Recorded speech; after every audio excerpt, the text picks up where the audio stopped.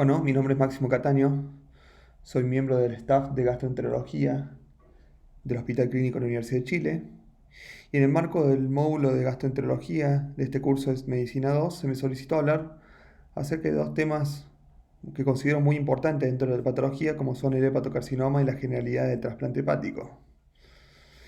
Hay que entender que hay una amplia relación entre ambos dos, principalmente relacionados a la enfermedad hepática, sobre todo en estadio terminal. Es por ello que vamos a avanzar un poquito para entender un poco la epidemiología del hepatocarcinoma y ver la realidad actual del trasplante hepático a nivel mundial y sobre todo en Chile.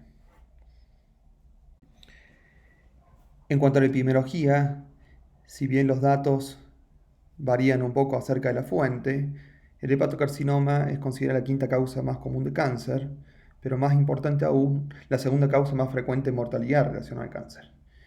Y fíjense en estos datos, en los cuales se considera que hay 850.000 casos nuevos año y agregado a esto 810.000 muertes al año relacionadas a este tipo de tumores, llegando consigo un 7% de la estadística de todos los cánceres. Puntualmente el hepatocarcinoma es considerada la principal causa de tumores malignos hepáticos en el hígado, englobando ya un porcentaje cercano al 90%. Ahora, esto hace difícil también la situación en Chile y por eso hay estadísticas tan disímiles, ya que cuando se consideran los tumores relacionados al hígado, se consideran tumores hepáticos de todo tipo e incluso tumores de vías biliares. Eso hace difícil a veces lograr estandarizar los datos acerca del hepatocarcinoma.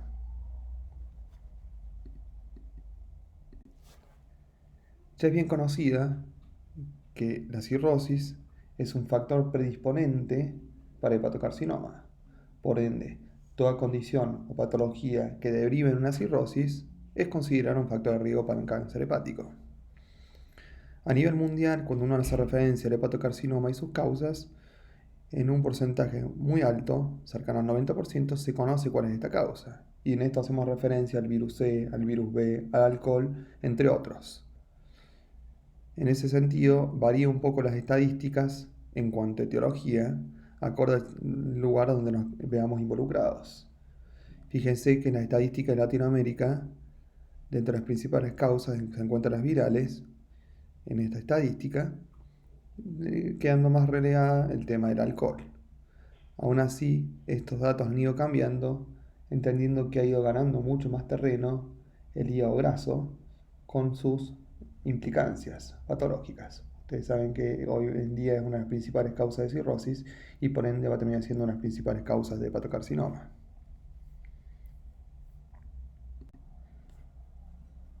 Ya enfocándonos un poco más acerca de la realidad local, vamos a tratar de dar estadísticas lo más aproximadas posible a lo que es la situación en Chile. Fíjense esta data proveniente de Globocan 2018, en la cual hace referencia acerca de la incidencia, la mortalidad y prevalencia por los distintos tumores, acorde a su sitio, por cada 100.000 habitantes y teniendo en cuenta una medición anual. ¿Sí? El tumor hepático tiene incidencia cercana a 1.500 casos, casi 1.450 muertes al año y una prevalencia a los 5 años, correspondiendo a todas las edades, cercana a 1.000 por cada 100.000 habitantes. En ese sentido se encuentra entre los top 10 de tumores hepáticos en relación a todos estos valores que tuvimos en cuenta, por lo cual es un tumor que tiene que ser considerado y en los cuales uno tiene que tener una conducta más proactiva. Es por ello que cobra importancia el término de vigilancia, la misma cual puede influenciarse por numerosos factores, principalmente la incidencia de hepatocarcinoma en poblaciones dianas, qué disponibilidad de test diagnósticos eficientes y a costos aceptables puedo recurrir, qué disponibilidad y efectividad de tratamientos tengo en mi medio, y también considera distintas poblaciones target en los cuales uno debería cobrar mayor relevancia esta terminología de vigilancia, ¿sí? Debemos saber que la incidencia de hepatocarcinoma es más elevada en pacientes con cirrosis más avanzada y en esa situación la posibilidad de recibir una terapia efectiva es menor a medida que uno llega a estadios más avanzados. En ese sentido hay que tener en cuenta que hay diferentes umbrales de incidencia que pueden aplicar a diferentes poblaciones target a los cuales uno debería prestar un poquito más de importancia. En referencia a las poblaciones dianas, vamos a tomar este ejemplo, en el cual en este estudio se evaluó la incidencia acumulativa de 5 años de hepatocarcinoma en pacientes que tenían mayor a 100.000 plaquetas de aquellos que tenían menor a 100.000 plaquetas, es decir, que efectivamente era mucho más expresa su hipertensión portal. Y fíjese que se pasaron de una incidencia del 7% para aquellos que tenían más de 100.000 plaquetas hasta un 30%, es decir, entre 4 y 5 veces más en aquellos pacientes que tenían menos de 100.000 plaquetas. ¿Qué quiere decir esto? Que a mayor hipertensión portal o mayor avance de la enfermedad hepática, mayor posibilidad de que aparezca un hepatocarcinoma. Algo similar pasa con el hepatocarcinoma en el contexto del virus C. Ustedes saben que hubo un pico de infecciones entre los años 60 y 80, que eso derivó a un aumento significativo de la cirrosis secundaria a esta causa y por ende la aparición de hepatocarcinomas en forma tardía. Entonces, fíjense, cuando uno empezó a evaluar la relación a la hepatitis alcohólica, la relación al virus B y el hepatocarcinoma relacionado al virus C, claramente esta incidencia aumentó drásticamente posterior al pico de estas infecciones. Entonces, si uno sabe la historia natural de la enfermedad, sabe que ante esta situación probablemente el pico de hepatocarcinoma se va a ver diferido con posterioridad en torno a la historia natural de la enfermedad. Y esa es la situación puntual que hay que considerar hoy en día con el hígado graso no alcohólico. Es decir, con esta patología metabólica que probablemente va a derivar en un aumento, y ya lo estamos viendo, en forma significativa de la aparición de hepatocarcinoma. Ahora bien, ¿el screening de hepatocarcinoma realmente reduce la mortalidad?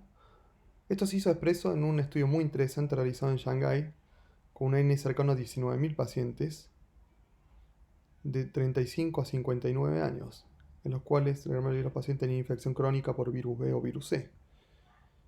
El endpoint primario de este estudio lo que buscaba era evaluar la mortalidad relacionada al hepatocarcinoma. Se tomaron dos grupos de control de poco más de 19.000 pacientes, en los cuales había un grupo que era denominado control, en los cuales no se le realizaron ninguna conducta activa en cuanto a screening, mientras que un grupo de screening se realizó una ecografía más alfa-feto cada 6 meses. Lo que se consideró es el hallazgo de nódulos subclínicos o chicos, que fueron 0 en el grupo control, mientras con el screening cercano al 61% para nódulos subclínicos y 45% a nódulos chicos. Ahora, lo más importante, y es lo que cobra relevancia este estudio, era en cuanto a términos de sobrevida y mortalidad por hepatocarcinoma. Fíjese que la sobrevida al año era de 30% para el grupo control, mientras que el grupo screening era cercano al 66%, cayendo ya drásticamente la sobrevida a los 3 años y a los 5 años para el grupo control, respectivamente 7 y 0%, mientras que en el grupo screening la mitad de la población continuaba viva posterior a realizarse este screening.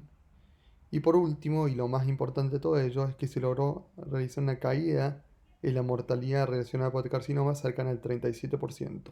Por ende, una intervención costo efectiva como una ecografía más un marcador como la alfa-fetoproteína efectivamente demostró que ayudaba drásticamente en la sobrevida de estos pacientes. En ese sentido es importante tener en cuenta este término de poblaciones dianas o poblaciones de riesgo a los cuales uno tiene que prestar especial atención. Y esto se hace expreso en las guías europeas del año 2018 en relación al hepatocarcinoma. Con distintos niveles de evidencia y recomendación, se consideran aquellos pacientes cirróticos de estadios Child A o B, en los cuales uno debería realizar un screening, como ya mencionamos previamente. También en aquellos pacientes Child C que están en espera de lista de trasplante. Y en aquellos pacientes con virus B con un riesgo elevado para realizar hepatocarcinoma, puntualmente en aquellos pacientes que tenían antecedentes familiares para lo mismo. Por último, aquellos pacientes que tienen estadio F3, evaluando puntualmente el riesgo acorde a cada patología. Entonces, teniendo en cuenta que el virus B, el virus C y la hemocromatosis, por ejemplo, son factores que realmente predisponen a hematocarcinoma, uno debería considerar que esta población podría ser susceptible de realizar screening. Ahora, una vez realizado el screening con el hallazgo de un nódulo, ahí nuestra conducta cambia. Si este hallazgo de un nódulo es menor a 1 centímetro y se mantiene estable, Ya las ecografías, en vez de revisarlas cada 6 meses, las voy a ir revisando cada 4 meses. Si en algún momento de esta evaluación este nódulo menor a 1 centímetro crece o cambia su patrón, ya tenemos que tomar una conducta más activa y realizar imágenes de mayor complejidad como son el escáner o la resonancia con tiempos vasculares adecuados. Estos tiempos vasculares se denominan fase arterial, fase portal y fase venosa tardía, porque hace expreso puntualmente el comportamiento de los hepatocarcinomas. Bien saben ustedes que el hepatocarcinoma, su principal irrigación es por vía arterial, a diferencia del resto del hígado, por lo cual su comportamiento se hace muy evidente con estos tiempos vasculares. Por ende, si los hallazgos son categóricos con estas imágenes, ya nos va a permitir a tomar una conducta activa en cuanto al pensamiento de qué menú terapéutico le vamos a ofrecer a este paciente. Ahora, si efectivamente no es expreso con este tipo de imágenes, uno evaluará, acorde a cada paciente, si debe considerar la realización de una biopsia hepática. En ese sentido, para estandarizar los hallazgos imagenológicos, el Colegio Americano de Radiología dio lugar al sistema LIRADS, que lo que hace referencia es a la probabilidad o no de tener un hepatocarcinoma acorde a los hallazgos imagenológicos, principalmente el tamaño, el hiperrealce arterial, como mencioné, que su irrigación principal viene por vía arterial, y al lavado en fases venosas, ya sea venosa portal como venosa tardía. Para ello va una escala del 1 al 5, en el cual 1 definitivamente es un tumor benigno. Puntualmente el SIN-LIRAD 5 es considerado por los hallazgos imagenológicos un hepatocarcinoma. Si bien en varios grupos tiene ciertas discrepancias con este sistema, sí efectivamente ha sido un sistema que ha permitido estandarizar un poco los hallazgos imagenológicos. Ahora bien, una vez realizado el diagnóstico de hepatocarcinoma, tenemos que considerar en qué situación se encuentra el paciente y por ende considerar su funcionalidad hepática y el performance status y ver si efectivamente el paciente solamente tiene una enfermedad hepática o tiene manifestaciones extrahepáticas. Las principales vías de diseminación del hepatocarcinoma son pulmón y hueso, por lo cual uno debe realizar un escáner de tórax sin contraste con ventana pulmonar para evaluar manifestaciones extrahepáticas en pulmón y un cintigrama óseo para evaluar manifestaciones extrahepáticas a nivel óseo.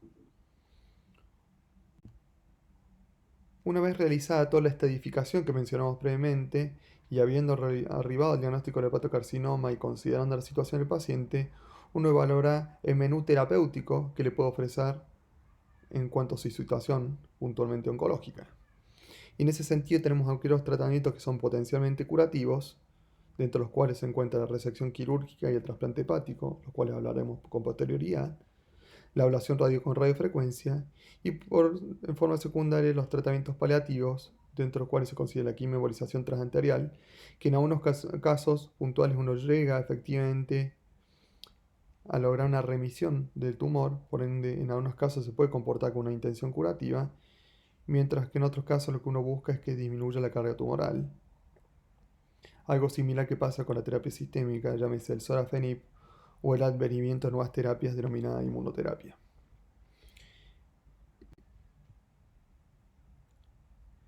Es así que en este algoritmo del grupo del Barcelona trata de englobar todas las situaciones que mencionamos previamente en cuanto a situación tumoral, situación de funcionalidad hepática y performance estatus del paciente.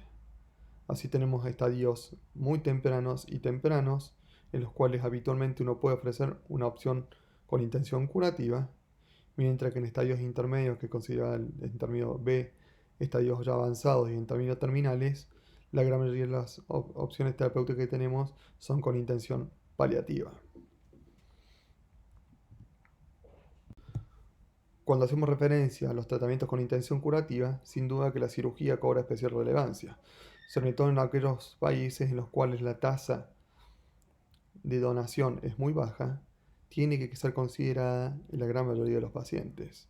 Lógico está que uno tiene que tener una adecuada evaluación del paciente en cuanto a su funcionalidad, la presencia de hipertensión portal, la extracción de la hepatectomía que uno va a realizar y el volumen remanente que va a quedar del hígado y el performance status del paciente, como así también las comorbilidades.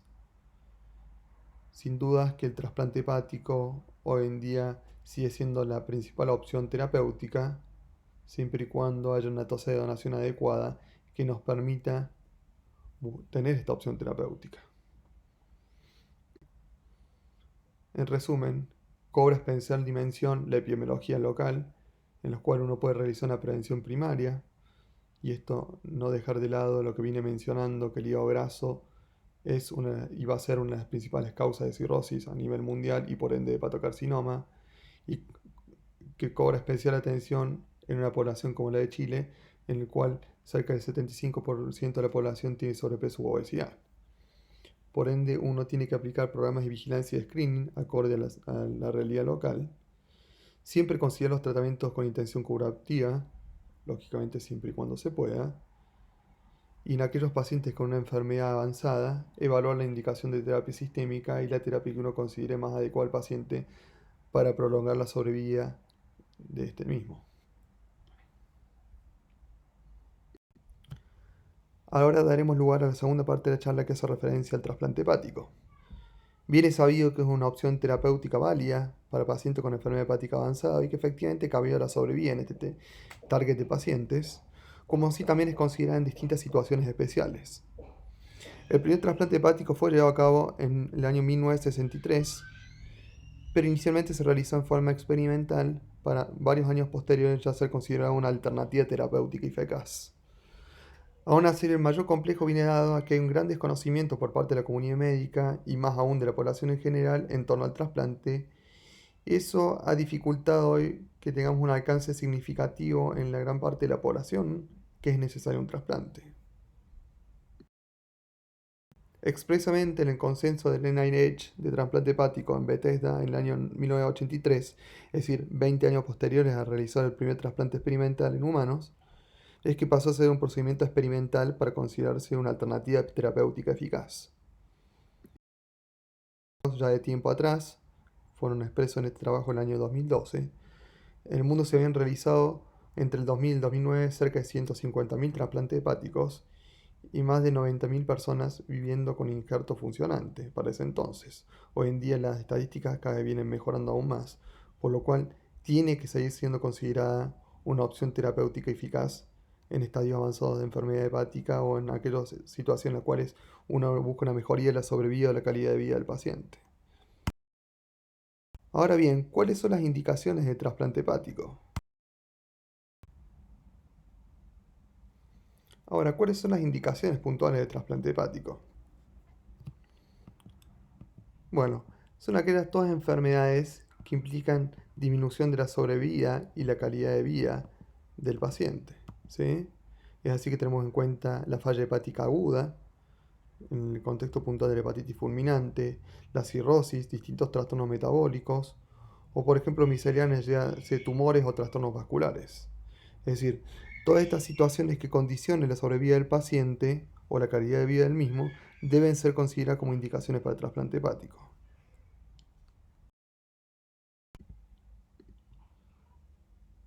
Ahora bien, ¿cuándo está indicado el trasplante para mejorar la sobrevida? Bueno, claro está que cuando tenemos un escenario como es el de la cirrosis descompensada, la sobrevida estimada del año es menor al 90%. Por ende, al aparecer descompensaciones dentro del ámbito de una cirrosis compensada, es que uno debe considerar el trasplante como una opción terapéutica.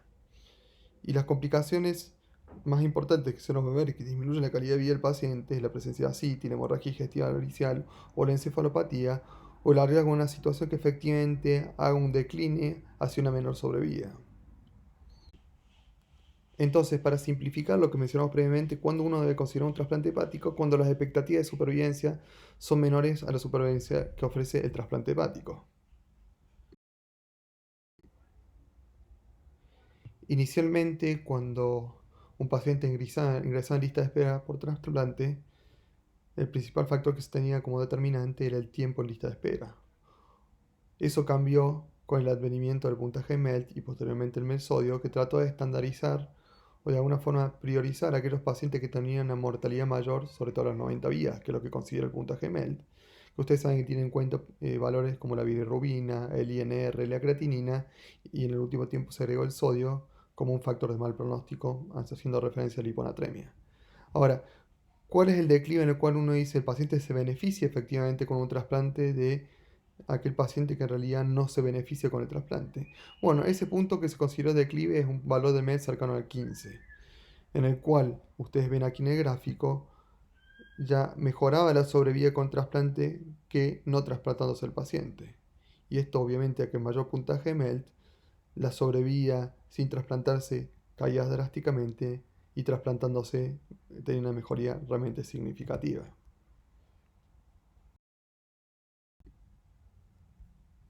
Ahora, efectivamente, uno tiene que tener en cuenta cuáles son las indicaciones de derivación a un centro de trasplante hepático en el contexto de la cirrosis. Bueno, mientras más prematura sea esta derivación, mejor es la posibilidad de mejorar los outcomes relacionados al trasplante. Por ende, todo paciente con una cirrosis descompensada, con la presencia de ascitis, hemorragia digestiva, peritonitis bacteriana espontánea, síndrome patorrenal, encefalopatía, debe ser considerado para la derivación en aquellos pacientes que tienen deteriorada función hepática, ¿sí?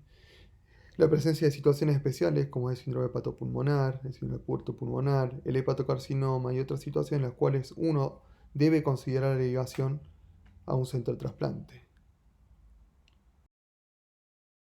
¿Cuáles son las contraindicaciones puntualmente de trasplante? Bueno, esto ha cambiado drásticamente en los años. Bueno, contraindicaciones en el pasado había múltiples, pero que incluso pueden ser indicaciones actuales, y esto se da en los pacientes HIV, en aquellos pacientes que tenían hipertensión portopulmonar, en los cuales se consideraban ciertos valores como candidatos puntuales para trasplantes que nos podía ofrecer efectivamente una mejoría en la sobrevida. La insuficiencia de otro órgano tampoco es considerado una limitante y muchos de los trasplantes se realizan con trasplantes combinados. Mismo escenario pasa en la trombosis portal, en la cual puede haber múltiples soluciones y se puede realizar el trasplante. El colangiocarcinoma intrahepático también está dentro del protocolo de Mayo Clinic para realizar trasplante hepático. Y la edad, que en algún momento era un factor dicotómico para efectivamente tomar una decisión en cuanto al trasplante sí o no, hoy ha ido cambiando drásticamente y muchas de las poblaciones que consideran como contraindicaciones absolutas hoy en día no son tales. Cierto grado de contraindicaciones, aquel paciente que tiene un alcoholismo o una drogadicción activa y que efectivamente no tiene una contención social y familiar adecuada, es considerada una contraindicación puntual para el trasplante, como así también trastornos psiquiátricos severos, tumores hepáticos realmente extendidos, con compromiso principalmente extrahepático y fallo multiorgánico, son consideradas las contraindicaciones. Ahora bien, ¿cuál es la realidad en Chile? Bueno, el mayor conflicto es la tasa de donación. Mientras que en países del primer mundo la tasa de donación llega a los 30, 35, incluso 40 por cada millón de habitantes, en Chile sigue habiendo una tasa de donación que es relativamente baja. Si bien ha ido mejorando, sigue siendo baja. Y esto está en el orden de los 10.4 por cada millón de habitantes. Ahora, efectivamente estoy mejorando. Bueno, esto se hace expreso, fíjese, en datos oficiales de gobierno, en los cuales puntualmente en hígado, los trasplantes que se realizaron en el orden de los 103 para el año 2017, con una caída en el año 2018 a 85 y puntualmente en el 2019 se llegó a valores de 145 trasplantes, ¿sí? Quiere decir que efectivamente mejoró la posibilidad de trasplante y fíjense, para históricos entre 6 y 7 por cada millón de habitantes, hoy estamos llegando a la orden de los 10. Por ende, efectivamente hemos logrado una mejoría en la tasa de donación, pero aún queda mucho por mejorar. ¿Cuáles son los errores más frecuentes en torno al trasplante? Puntualmente, desde la comunidad médica, el demorar la derivación hasta que el paciente cumple los criterios de trasplante. Derivar no significa lo mismo que enlistar al paciente en lista de espera, ni aún así el trasplantar. Son dos conceptos distintos que vamos a ver posteriormente. No es necesario esperar a tener un diagnóstico específico, sobre todo en el escenario en el cual uno está considerando un trasplante, porque pocas entidades realmente son tratables y puedan cambiar el curso de esta evolución. ¿Sí? Tampoco intentar realizar un tratamiento específico, como mencioné, ya que este debe ser realizado principalmente en una unidad de trasplante y estando contenido, porque si efectivamente hay una falla al tratamiento, uno tiene una opción adecuada terapéutica, que es el trasplante. Mientras que en un ente de menor complejidad no vamos a tener la principal opción terapéutica en aquellos pacientes que fallan este tratamiento. También hay que ser muy criterioso en que creer que es una acción desacertada el derivar al paciente en forma prematura si finalmente no requiere un trasplante. Esto es lo que menos nos debería preocupar, y al contrario, uno prefiere que se derive de más que de menos. Son sinónimos y son objetivos y tiempos distintos. El derivar, ¿sí? Porque ahí al demorarse en derivar ya empieza a ver las primeras evidencias de mala evolución. Cuando una lista efectivamente ya tiene una indicación de trasplante y el trasplantar termina siendo una oportunidad. Por ende, si desde el momento cero ya nos demoramos en derivar, es poco probable que lleguemos a la oportunidad que termine siendo el trasplante. Para concluir, sabemos que el trasplante hepático es una herramienta eficaz para mejorar la sobrevida de los pacientes con enfermedad hepática terminal, por lo cual todo paciente cuya sobrevida se vea afectada por esta enfermedad hepática debe ser considerada para trasplante. Debe haber un cambio cultural de la población en torno al mito de la donación para mejorar las tasas de donación y por ende las posibilidades de que se trasplante mayor número de personas que terminan falleciendo en lista de espera. Debe mejorar el conocimiento de la comunidad médica acerca del trasplante, asesorarse más cuáles son los centros de trasplante, dónde derivar, y no demorar la derivación del paciente a un centro de mayor complejidad, sobre todo por temor de derivar de más. Insisto, es preferible derivar a un paciente de más que derivar a un paciente de menos. Bueno, espero que les haya sido de utilidad esta charla.